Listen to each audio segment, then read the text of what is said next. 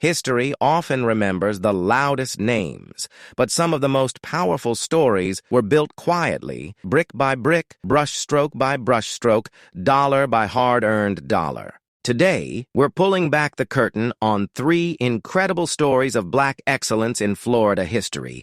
A millionaire who built a beach for his people, a doctor who created a safe haven for Black travelers, and a group of artists who turned the side of the road into an art gallery and a business. These are stories of vision, resistance, and legacy, and once you hear them, you'll never look at Florida the same way again. Let's start with A.L. Lewis, a man whose life reads like a blueprint for generational impact. Born in 1865, the same year slavery officially ended in the United States, Abraham Lincoln Lewis rose from humble beginnings to become Florida's first African-American millionaire. At a time when opportunities for Black Americans were systematically blocked, Lewis understood that economic freedom was the key to true independence. He co-founded the Afro-American Life Insurance Company, later known as the Afro-American Insurance Company, which provided insurance coverage to Black families who were routinely denied services by white-owned companies. This wasn't just about business, it was about dignity, security, and ownership.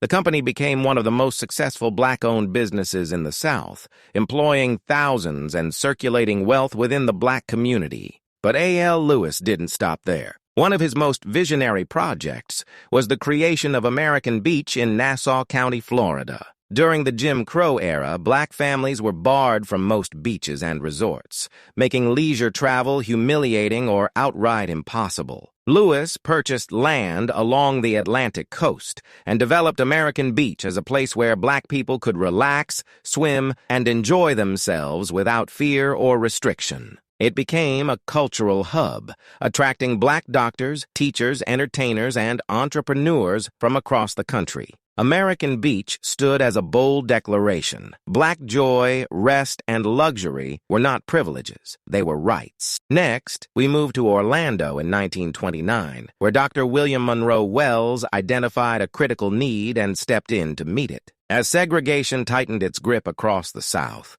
Black travelers faced constant danger and inconvenience. They were often denied lodging, meals, and basic services while on the road. Dr. Wells, a physician and entrepreneur, responded by founding the Wells-built Hotel in Orlando's Paramore neighborhood. More than just a hotel, it was a sanctuary. The Wells-built provided safe, dignified accommodations for African-American travelers, business leaders, and some of the biggest Black entertainers of the era.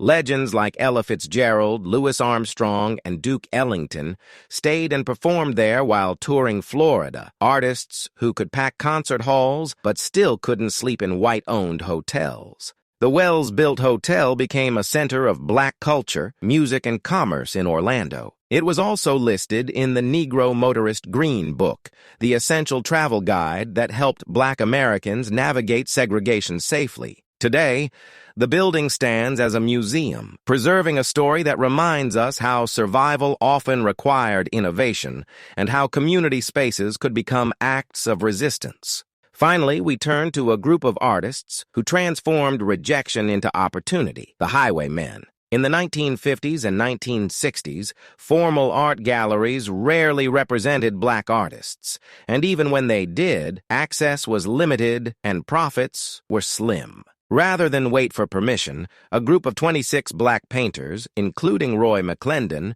took their work directly to the people. They painted vibrant Florida landscapes, palm trees, sunsets, swamps, and beaches, and sold them along highways, outside businesses, and door to door. These artists weren't just selling paintings, they were selling freedom. By bypassing traditional gatekeepers, the Highwaymen built independent, profitable careers during a time when economic mobility for Black Americans was severely restricted. Their art was bold, fast, and expressive, often painted on inexpensive materials like construction board so it could be sold quickly and affordably. What began as roadside sales eventually gained national recognition, and today, Highwaymen paintings are celebrated, collected, and exhibited as an essential part of American art history. What ties A.L. Lewis, Dr. William Monroe Wells, and the Highwaymen together is not just talent or ambition, it's courage. Each saw a system designed to exclude them and chose to build something new instead.